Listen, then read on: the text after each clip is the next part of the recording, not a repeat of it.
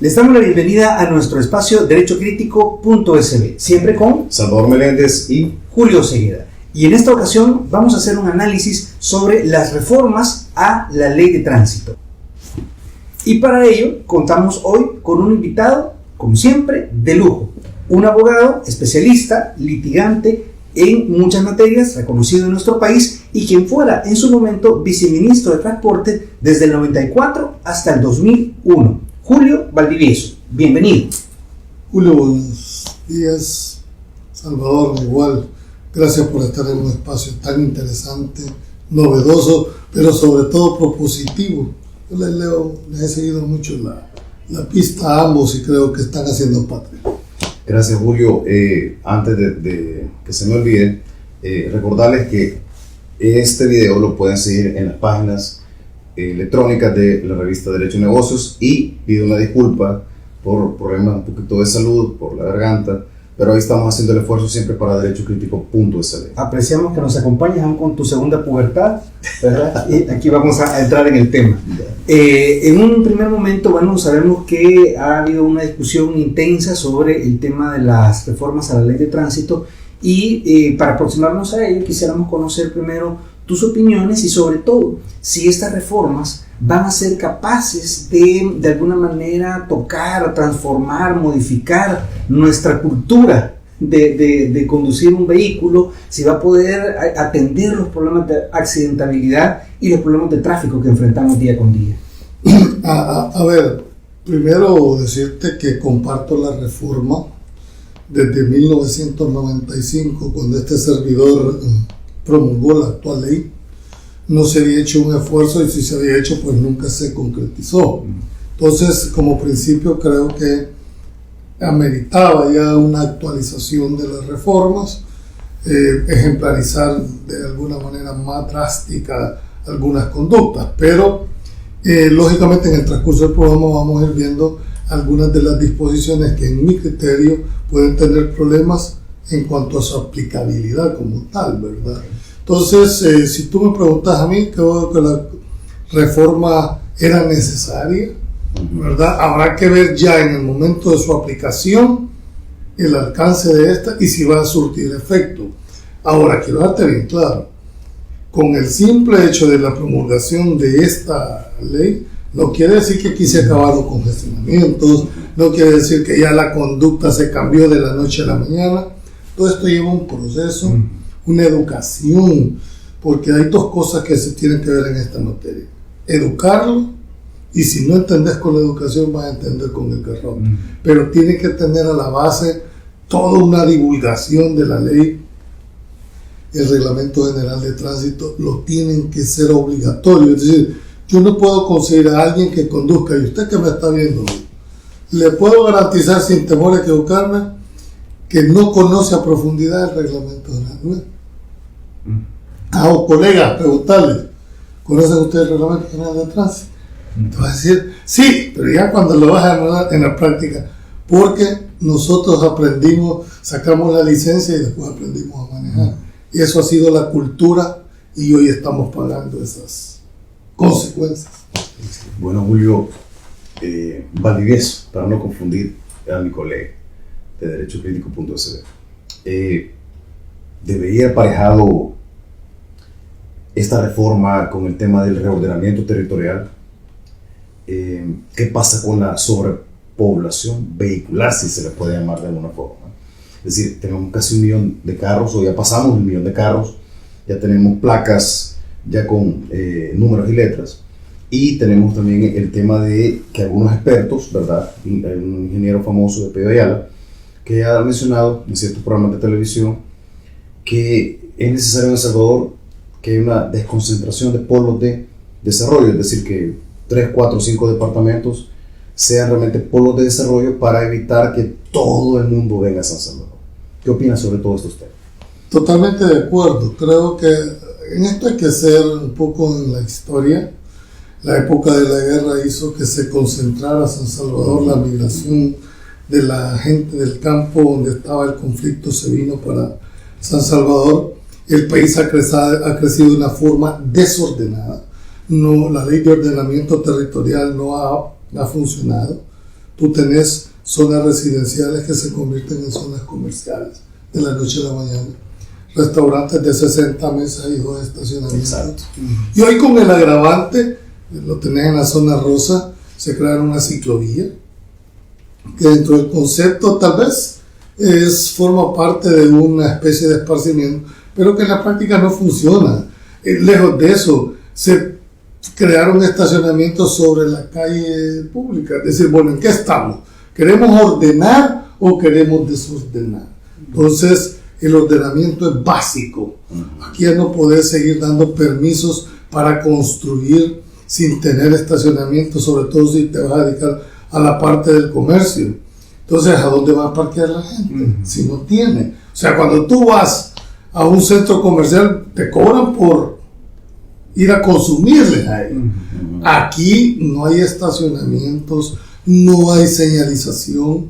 Es decir, creo que el tema del ordenamiento y de limitarle a los alcaldes esa facultad discrecional de estar otorgando permisos sin ningún estudio técnico. Si eso no se da, es de más, por muchas leyes que pongan, no va a haber forma de lograr esa movilidad que tanto necesita este pueblo. Excelente. Bueno, realmente la materia de tránsito ha sido una fuente de aprendizaje para todos los abogados, y probablemente es aquí donde nosotros empezamos a ver una resolución bien patente de la sala en su momento sobre el tema de la reserva de ley, ¿verdad? Cuando había unas infracciones que estaban en un reglamento que se declara inconstitucional y se dice, no, mire, es que las infracciones tienen que estar en la ley, ¿verdad? Ahora viene esta reforma y justamente uno de los apartados a los que se dedica bastante energía en esta pieza son precisamente las infracciones, ¿verdad? Un aumento en la gradualidad, en la cuantía de la multa,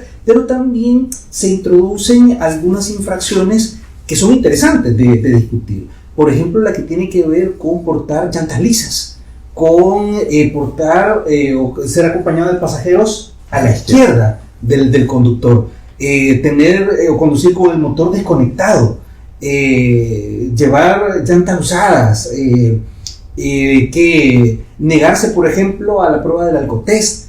Son temas, intentos de soborno, ¿verdad? Son temas que están siendo incorporados como infracciones en esta nueva pieza legislativa. ¿Qué opinión tienes al respecto? Yo, una de mis críticas más fuertes al ordenamiento actual es que no es problema de ley, es problema de aplicación. Y esto en todos los ordenamientos jurídicos así ha sido. El problema es que tenemos suficientes leyes, lo que no teníamos es quién la va a aplicar y cómo la vas a aplicar. Pones 2 ejemplos ahí. Llantas lisas. ¿Cuál es el concepto de una llanta lisa? Me decía, bueno, que esté sin grabado, que no tenga tanta raya, que no tenga medición. Bueno, pero ¿quién va a decidir eso en el momentito de que se va a poner? Lo otro les decía, bueno, se va a prohibir entonces la importación de llantas usadas, porque las llantas usadas por definición han usadas y ya no debería, una vez entre en vigencia esta norma, la importación de llantas queda prohibida. Usadas. ¿Por qué? Usada, lógico, usada. ¿Por qué razón? Porque ¿quién es el que va a determinar si una llanta ya dio la vida útil o no dio la vida útil? Tiene que haber un marco referencial, y a eso me refiero yo cuando digo la discrecionalidad en la aplicación, ¿verdad? Eso uno. Entonces, tú tocas un tema muy importante que es la reserva de ley. Bueno, como esta es una ley sustantiva, pero para su sanción lo remiten donde ustedes son especialistas, ¿verdad? A la parte de la ley de procedimientos administrativos.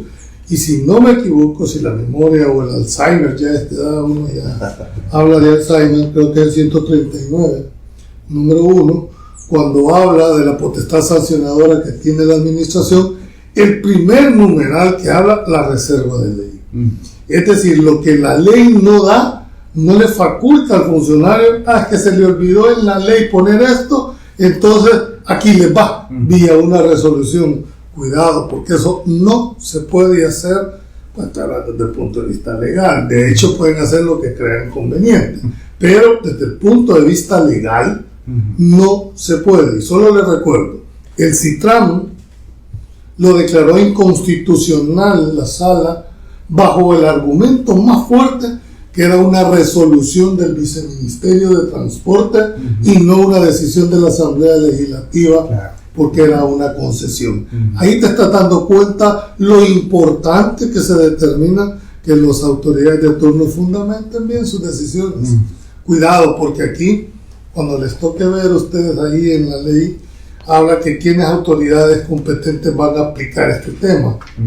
Solo dicen dos, de manera literal: los delegados de tránsito y la Policía Nacional Civil, pero deja abierta la posibilidad de cualquier otra que el viceministerio crea conveniente y hágalo claro. Eso, en mi criterio, creo que no es posible ni va a ser posible hacerlo desde el punto estrictamente legal. Bien, Julio, quizás me voy a ir al tema de derechos. La LPA, Ley de Procedimientos Administrativos, es la norma que se va a aplicar supletoriamente. Es la norma marco, ¿verdad?, del ordenamiento jurídico administrativo, y nos manda un procedimiento abreviado en el administrativo sancionado. Pero cuando hablamos de derechos, porque la ley de tránsito no menciona derechos, pero la LPA sí lo hace. Y en el artículo 140 dice derechos del presunto responsable. Digo presunto porque uno de ellos es la presunción de inocencia. No, presunción a nivel teórico. Bueno, a nivel legal. A nivel legal. Porque yo le llamo presunción de culpabilidad. Ya va. Y nos manifiesta a ser informados los términos de la imputación, incluyendo los hechos que se atribuyen infracciones que tales hechos puedan constituir y las sanciones respectivas. La esquela de notificación, ¿verdad? La esquela de notificación de la sanción de una infracción, ¿verdad?, que el conductor ha verificado atentando contra la ley de tránsito. Pero luego me dice, ¿qué derechos tengo? A formular alegaciones, el artículo 140 de la LPA, a presentar prueba de descargo, a utilizar todos los medios de defensa admitidos por el ordenamiento jurídico que resulten procedentes, y al final dice, a no declarar contra sí mismo. Bueno, ¿qué derechos tiene el conductor? Los de la LPA. Porque si tú revisas la ley de tránsito, no aparece. Pero ¿qué opinas tú, cómo, por tu experiencia, ese olfato que tienes en temas de tránsito, crees que esto se va a cumplir? Creo que ese es el reto que va a tener la administración. Yo sí comparto totalmente. Primero, para mí es una presunción de culpabilidad la que establece nuestra Constitución, porque la inocencia a vos te toca probar al final de cuentas, ¿verdad? Pero eso es una cuestión de conceptos y axiológicos que va a haber que estudiar en un momento determinado. Pero concretando tu pregunta, yo siento que esta ley debió haberse tenido una gradualidad para su implementación. ¿Era necesaria? Sí.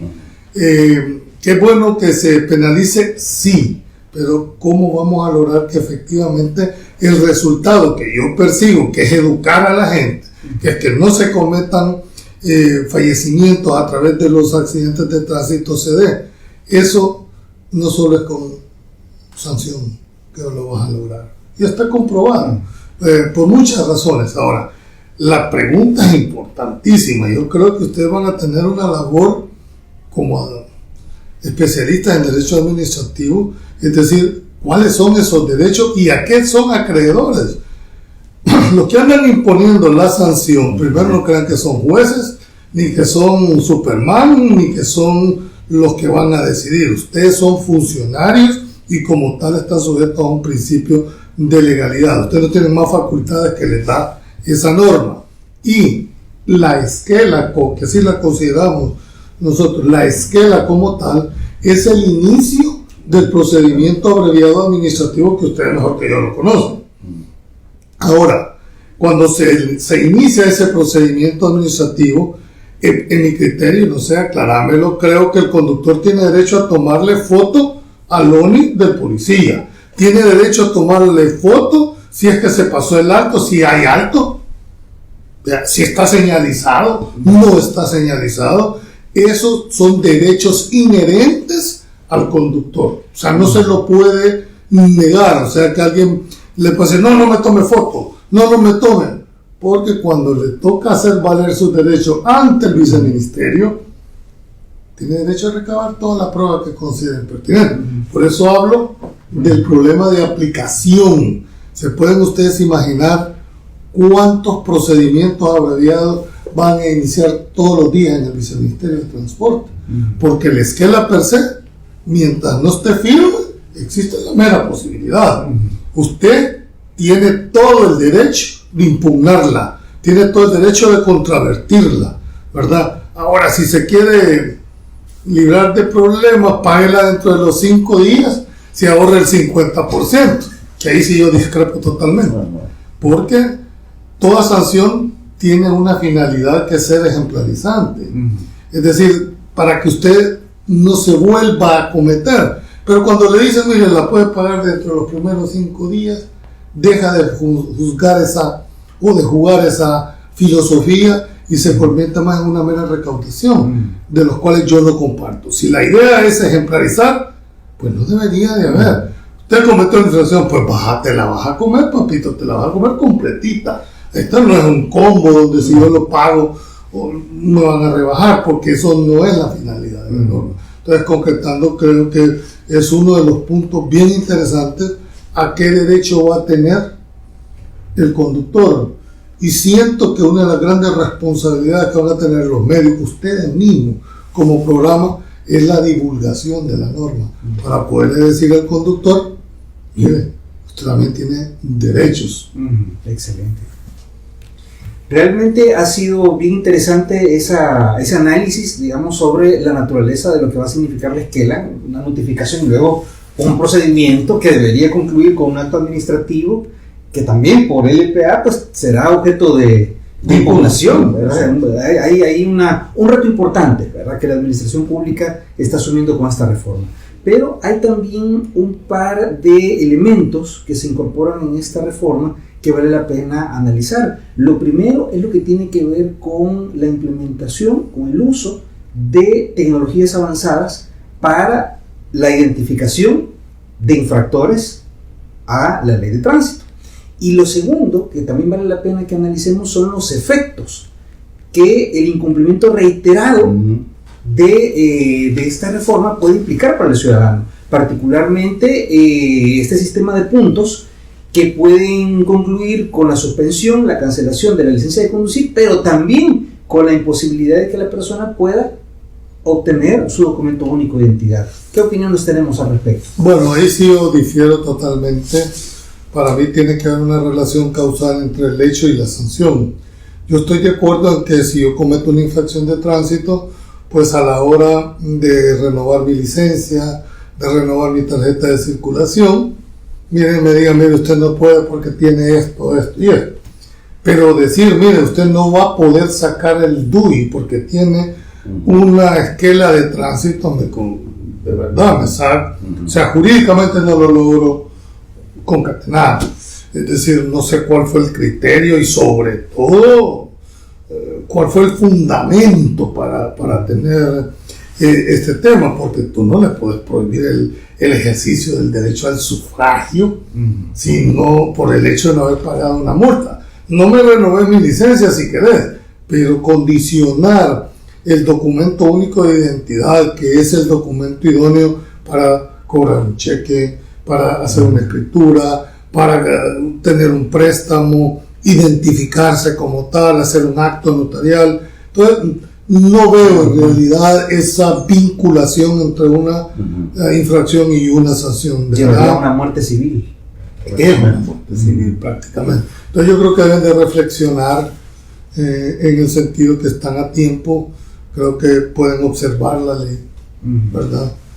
Porque todavía estamos en el proceso de formación. Entonces, como posibilidad, puede ser que la ratifiquen, la mande a promulgar, sanciona, promulga, puede observarla o puede declarar vetada la ley, pero creo que la figura que más podría en este momento figurar es la observación, puntualizar aquellas normas que no tienen nada que ver con el tema de tránsito. Yo creo que de eso sería una buena muestra de técnica jurídica y de técnica legislativa.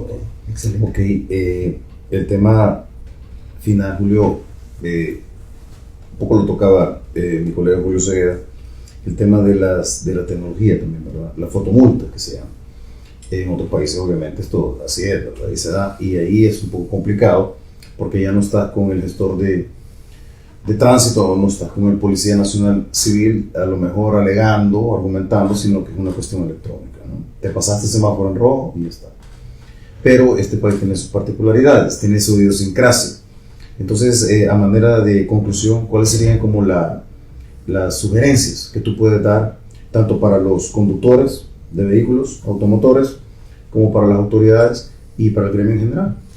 Bueno, pues en primer lugar, a esta ley tiene que haber de aquí, me imagino yo, en los primeros 6 meses, una señalización masiva. Exacto. En toda la ciudad.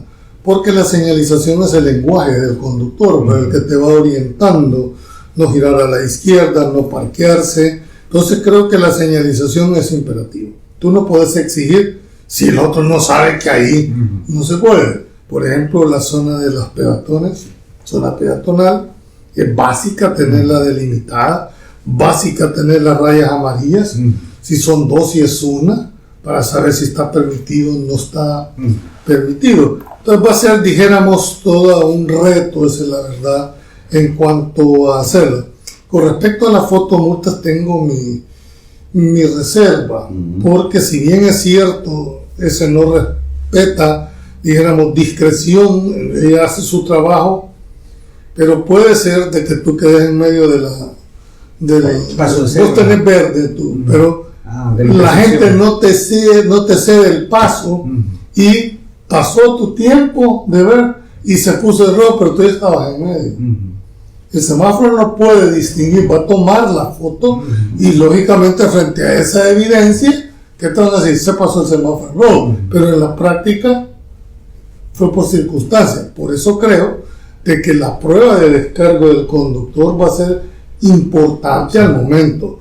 No se crean, con esta ley tiene que seguir todo un procedimiento administrativo para que se lo impongan, que creo yo que por eso es que se permite el pronto pago, para evitar toda, dijéramos, este calvario procesal que le va a tocar a la persona, y no sé la cantidad de personas que va a requerir el viceministerio en esa unidad, porque ya me imagino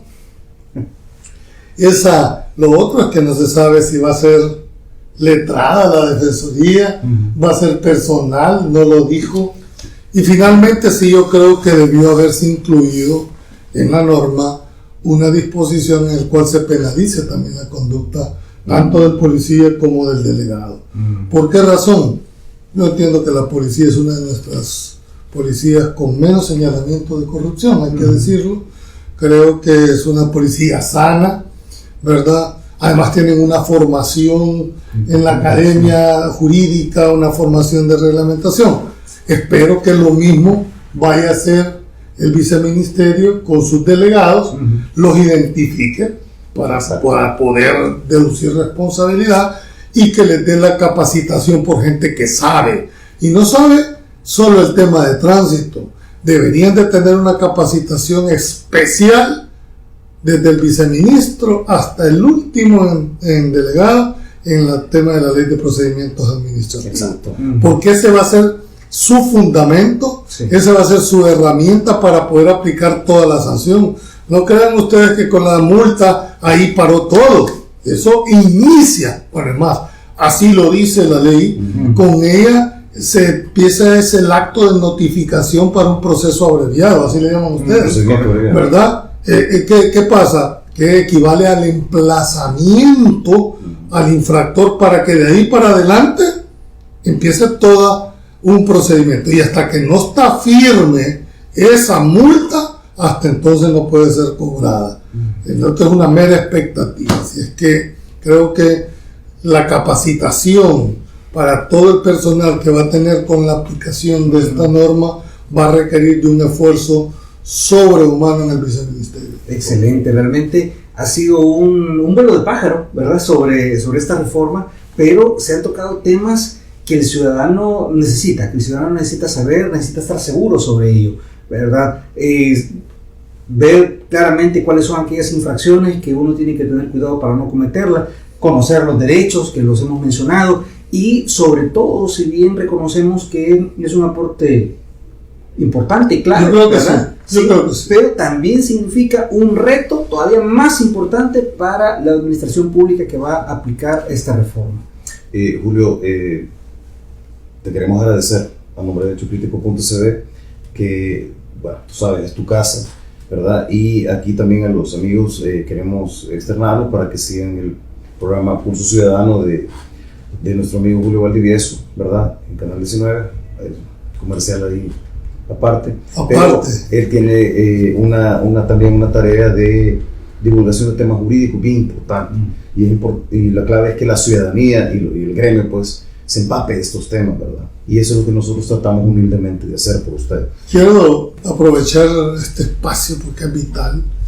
Yo pretendo en el programa, no sabemos si lo vamos a hacer dentro del programa o una cápsula donde vayamos explicando artículo por artículo de la ley de transporte y del reglamento, derechos, pero también las obligaciones de cada uno, para que usted como ciudadano nos vayamos educando también, porque creo que al final eso es lo que se va a perseguir, y solo vamos a tener dos cosas: o lo hacemos por convencimiento, por educación, o nos lo van a hacer por la fuerza.